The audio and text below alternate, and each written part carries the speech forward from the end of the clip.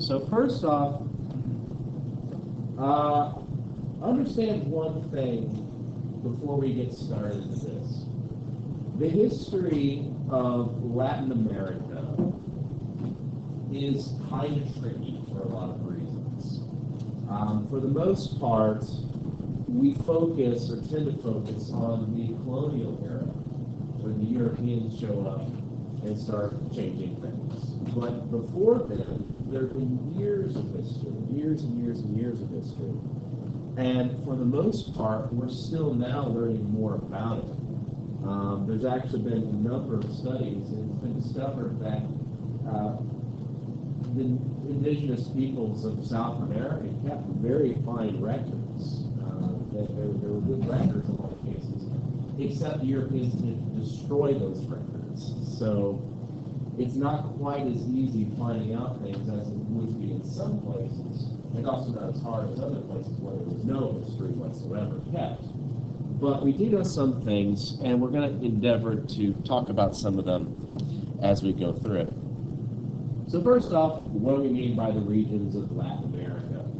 Generally speaking, we have Central America, South America, which is divided between two regions, Spanish-speaking South America and Brazil, and then we have the islands of the Caribbean. Or, to put it in other ways, here they are right here. Now, you might be wondering what's the distinction. Well, do you guys know what language do they speak predominantly in Brazil? Portuguese. And the reason has to do with history, as we'll get to in just a second. So that's why the distinction. Culturally, it's different. Otherwise, these are the regions we're looking at. And if we go back pre-colonial era, there's really kind of three main indigenous tribes in this area. In Mexico, there were the Aztec. In the southern part of Central, or really kind of the central part of Central America, kind of all over the Yucatan. In other places, you have the Maya, and then farther south in modern-day Peru, and actually throughout the Andes, you have the Inca. Now, that's not the only tribes that were there, not by any means, shape, or form. The Aztec Empire, for instance, was actually made up predominantly of non-Aztec. It's just the Aztec was the dominant tribe. They were the ones who controlled the hierarchy. And so,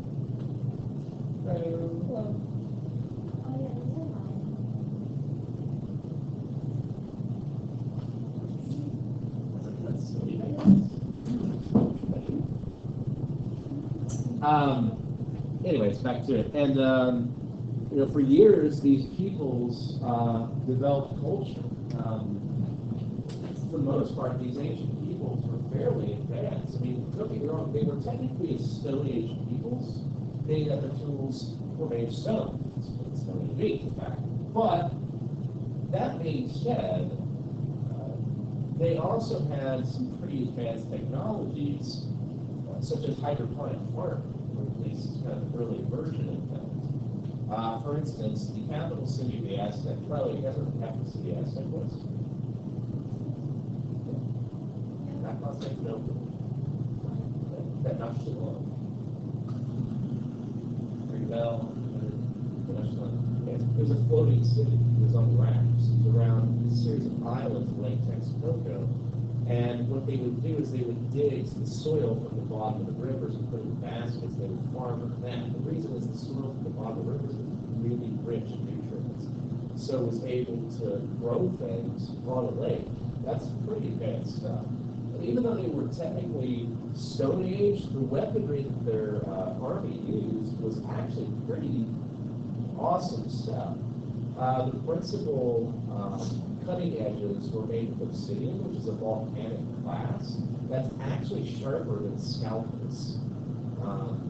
They actually did a test where they tested a legend. Allegedly, a Aztec warrior wielding a weapon, I believe called a quetzal, which is essentially halfway between a sword and a club. So it's just like this giant paddle with bits of obsidian embedded into a form of blade. So basically, it's a stone and wood chainsaw. Allegedly, this warrior decapitated a horse with it, which horses have really thick neck bones. So it's like, is that really possible? So these guys decided to test this theory, and they built a model horse head using real horse bones and ballistics gel to represent the skin and the muscle and everything else like that. They hit it with this thing, and sure enough, they sheared right through it. So I mean, we're talking these were pretty advanced weapons, even though they were Stone Age. Now that being said, they couldn't stand up to the Europeans using steel and using firearms. But we'll get to that here in just a second. So this is kind of going into what I was just talking about. Other advances included mathematics. They had several different concepts that really didn't exist in previous cultures, at least not until much more advanced, so they were advanced in a lot of different ways. And this applied things like geometry. Their buildings, their cities were planned in a way that maximized space and made sense. Astronomy, they were very accurate in terms of predicting the movement of the days. They actually had one of the most accurate calendars in the world, which is still cited today in many places. And lastly, medicines. They used medicines that they harvested from nature to combat a variety of different illnesses. In fact, there's still studies into some of the things that they did. And if you look at some of our most advanced medicines, a lot of them stem from elements found in plants from the rainforest and from nature that have just been concentrated using modern science. So, in a lot of ways, they have a lot of different advances. Now, that being said, they definitely had their faults as well. They were, in many ways, a unique civilization. But what I find interesting is most people, when they want to talk about the Aztec or talk about the Inca, they tend to focus on things like religion, specifically human sacrifice. Human sacrifice was a part of the Aztec religion, but it doesn't necessarily go to the extremes that the media likes to portray. And really, this kind of goes back to the conquistadors. You see, what was the motivation for the conquistadors? Why were they interested in the Aztec land? Yeah. Oh, there was more land and they could get slaves from it. Yeah, what were they after? Because the thing is slavery is only good if you have the work to be done. If you think about it. Yeah. Isn't it like converting them? That was half. Yeah, we want to convert them to Christianity, specifically Catholicism. God and the spreading of His message was a big part of their lives. What's the other half? What's the other 50%? What did the Aztec have that the Europeans wanted?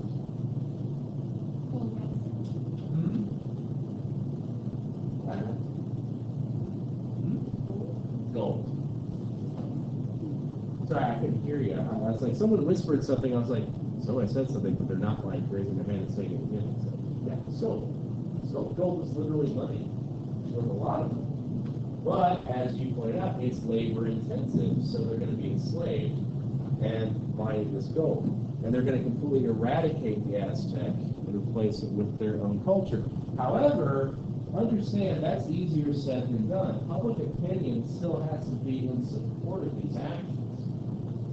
And so one of the tricks that Cortez and really all the conquistadors used is they wrote back home letters describing their encounters. In the first letters that Cortez sends, he's actually very flattering of the Aztec, talking about a lot of their contributions, or a lot of their culture, how awesome everything is, how it's going to set out. But then he starts to change his tune and start talking about how they're so cruel and there's this human sacrifice. He even makes a claim that on one night 10,000 people were sacrificed, which is really hard to believe. I mean, he says that, at this Grand Pyramid, 10,000 people were sacrificed. That means in one place, 1,000 people were sacrificed, right? This is a religious ceremony, right? We're not talking about something that's like, next, next, next, next. If it takes 10 minutes, there's not enough time in the night for that to be true. So why would he say that? Well, he's exaggerating to make the Aztecs look really bad, so that then he can write letters back saying we had to conquer them for their own good. We had to save them from themselves. Their souls are in terrible peril.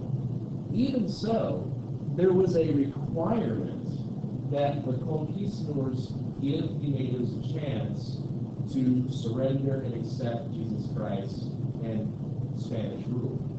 So they had to be given a chance to surrender before any fighting could happen.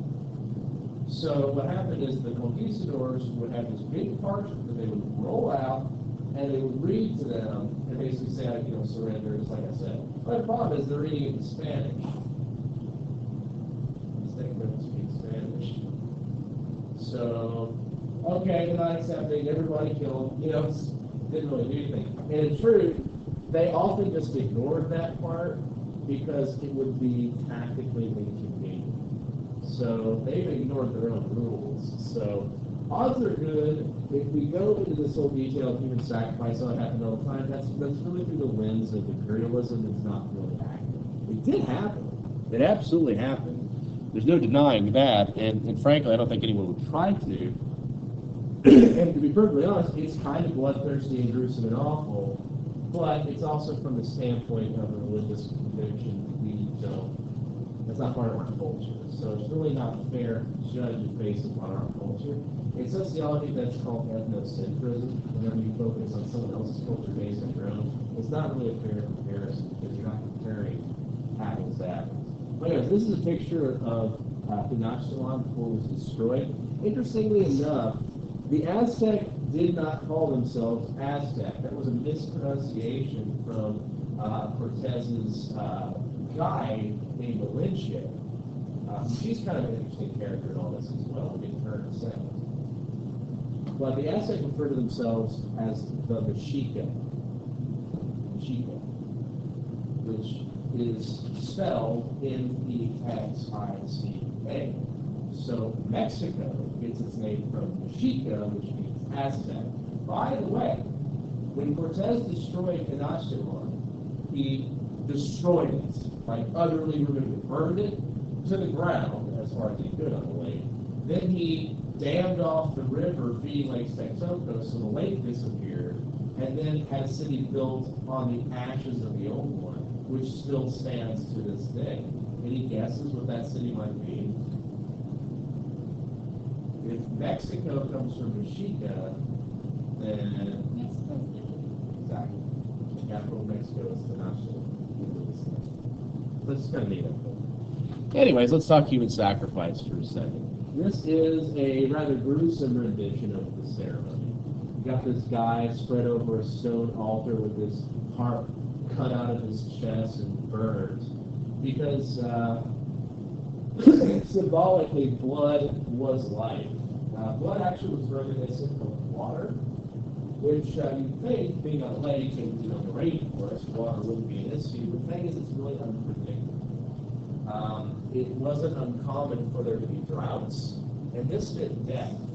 And so what happened is priests would sacrifice themselves to be able to get the gods pleased again and get it back on the track. And basically, this was a pinprick with a drop of blood put on a piece of cloth or something that they could burn. That was as far as it went, unless it didn't stop. If the drought kept going, they would ramp up the sacrifice until eventually they took captured prisoners, folks of different tribes other than the Aztec, who would then be sacrificed.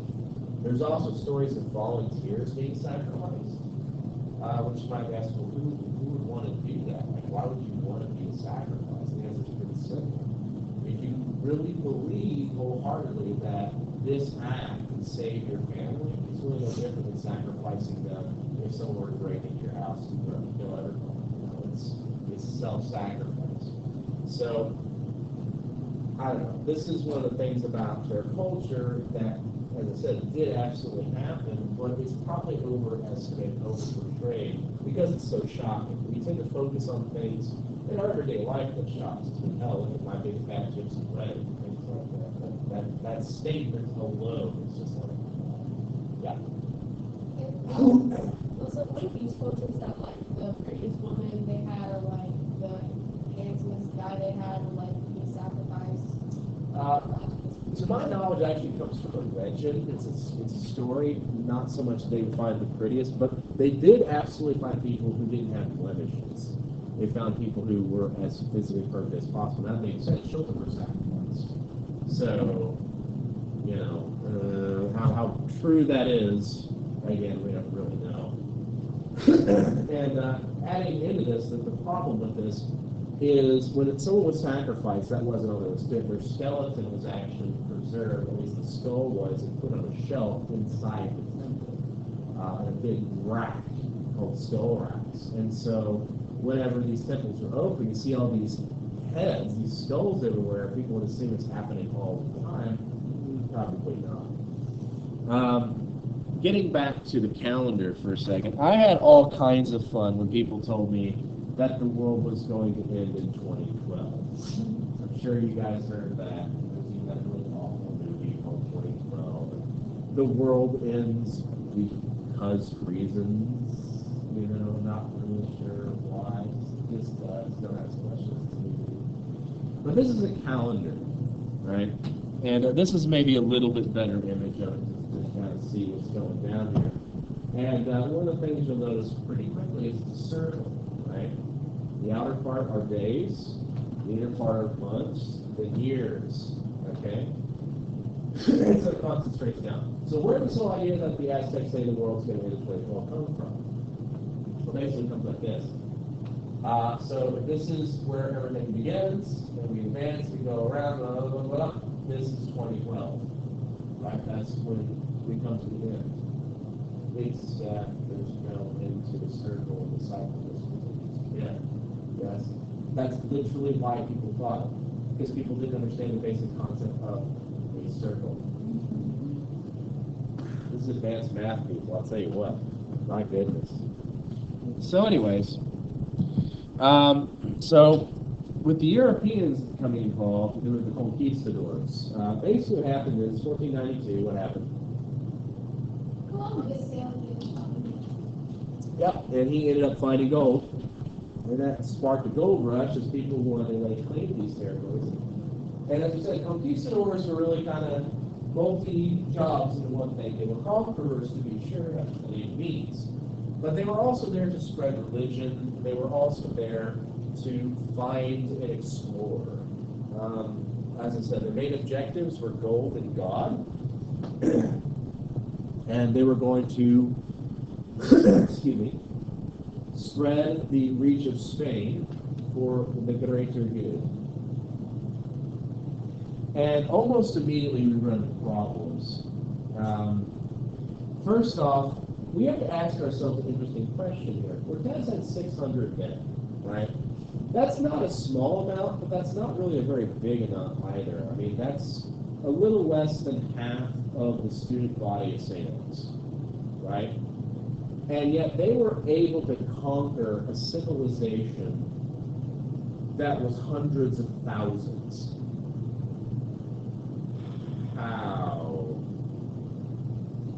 How is this possible? I mean, sure, we can say technology.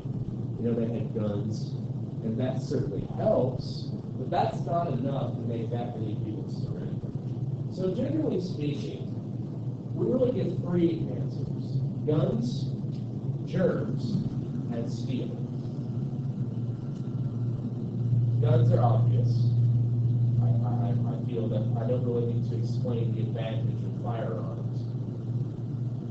But what about germs? How did germs help the Europeans conquer these people? Yeah.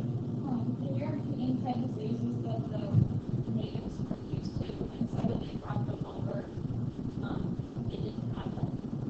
They couldn't fight them because they weren't used to them, and so they all died. Let me ask you this question. Did the Europeans know about germs? No. Not till Louis Pasteur in the 19th century. So, think about it this way. Neither did the Aztecs, I should say. So, what would you assume they're thinking? You know, they're encountering these Europeans, and people are just dying en masse. The Europeans are not. And just even contact with them, even people who've never met the Europeans are just dying. Yeah. That they were like a certain type of god or Or at very least that they were being cursed. Yeah. That these guys are literally demons or gods or something, and there's no way we can fight against that. Add into that firearms. This is not modern guns. I don't know if you guys have shot modern guns, but they're relatively tame things. And that being said, they're still like very powerful tools. You know, guns are very, very powerful things.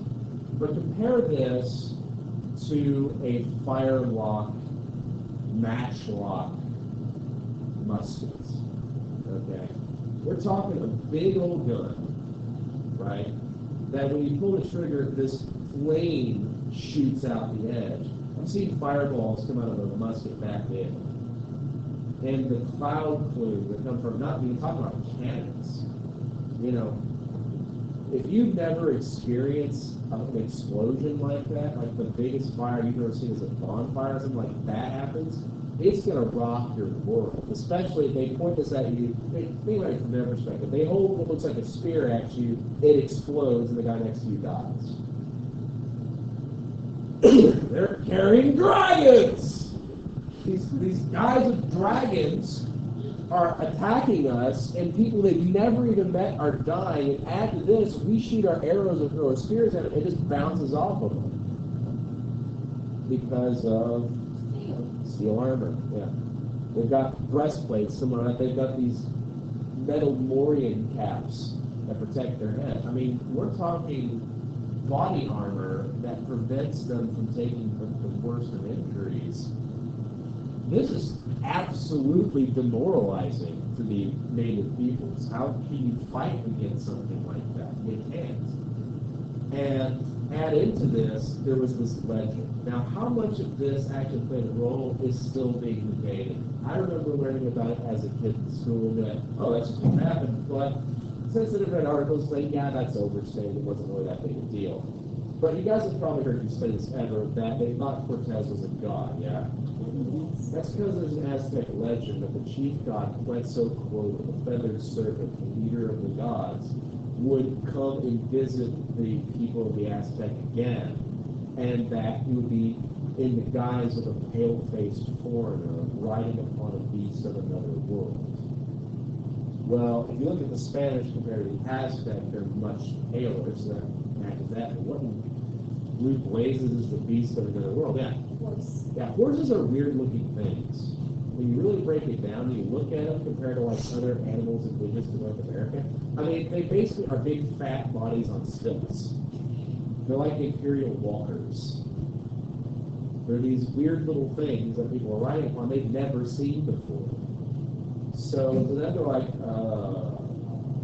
and it's just kind of weird. Now, of course, they didn't think he must be a god, even though he doesn't speak Aztec, dress like us, look like us, or anything else that matches. I mean, there was that kind of whole question. It was like, who are these people? And this is kind of weird. So at most, it probably gave him a chance to come talk to Montezuma, who was the emperor of the Aztec, when they normally wouldn't be able to. It got them in the city, which they didn't ravage before leaving. So, I mean, it had an effect, but probably not as much as people tend to over-exaggerate. But it is very interesting to see how it goes down. As I said, he actually had an interpreter named Malinche, who was a native who learned to speak Spanish. And the thing that's interesting about Malinche is she was, excuse me, someone who was not Aztec. So her tribe was actually dominated by the Aztec. So in her mind, it would be super great if we could start a fight between the Spanish and the Aztec, because then it's going to weaken the Aztec and my tribe can gain its independence. So this is her kind of game plan. She doesn't take into consideration everything else that happens. So it's kind of interesting story. So again, how were the Europeans successful? We had guns, European steel. And also just a little bit of ruthlessness. Francisco Pizarro, for instance, who conquered the Inca, actually captured Atahualpa and took him from the capital city, which was named Cusco, Cusco, and offered to ransom him back to the people if they gave him a large room filled with gold. Now, I don't know what a large room is. That's not a description. But even if we say, okay, this is a large room, most of us probably like, this isn't really that big. Let's just say it is, right? Imagine this filled with gold from front to back, top to bottom.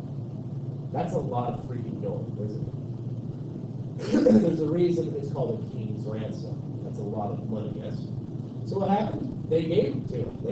They gave him the gold, and then Pizarro killed him anyways, and then burned their city to the ground. Because he's a nice dude, right? Let's be perfectly honest, a lot of these explorers were not very nice people. Even Columbus, if you look at the stuff, like, at first as an explorer, he's not so bad. You know, he's communicating with people, he's not really interested in the peoples he's coming across, but he's exploring. But later, oh man, he did some pretty terrible things when he was governor. Like, so bad, he was asked to be imprisoned by the Spanish, by his own subjects. You know, he was not a very nice person. He actually recommended the enslavement of the native peoples to begin with. So, you know, it's kind of an interesting story, you know. And people come Columbus Day get really kind of up in odds about a lot of stuff because, you know, on one hand, we have Columbus to thank for the creation of our nation, and discovering of this part of the world really opened up a whole new era of human history. But on the other hand, he did some kind of morally questionable things. So I guess, if nothing else, we can look at it from this standpoint. It's not our place to judge peoples from the past. We're historians. We are people looking back to learn, not necessarily make accusations or judgments. Because to be honest, the culture that he grew up with is so radically different, it's not really fair for us to compare it to our standards, you know? It's the same sort of thing. Imagine how we'll be judged by people living 3,000 years from now. You know, there's a lot of things that happen in our world with war and poverty and starvation that they could point fingers at us and say, how could you let this happen? You know, it's just, it's just part of it, you know? That's the what I mean when I say zeitgeist, the spirit of the times, different time periods to describe. Okay. So, questions for what's on the quiz tomorrow. Anything we cover today is fair game. Anything from the first section on location and place, fair game. Mostly it's going to be like on these bullets and things like that. For instance, I might ask you, give me 2 of the reasons why the Spanish were able to conquer the Inca and the Aztec Empire. And of course you would tell me, Guns and Germans or German steel, whatever combination you like. KK? Fast. That's it, guys. We'll finish tomorrow. And I will pause this and put it online for you. Oops.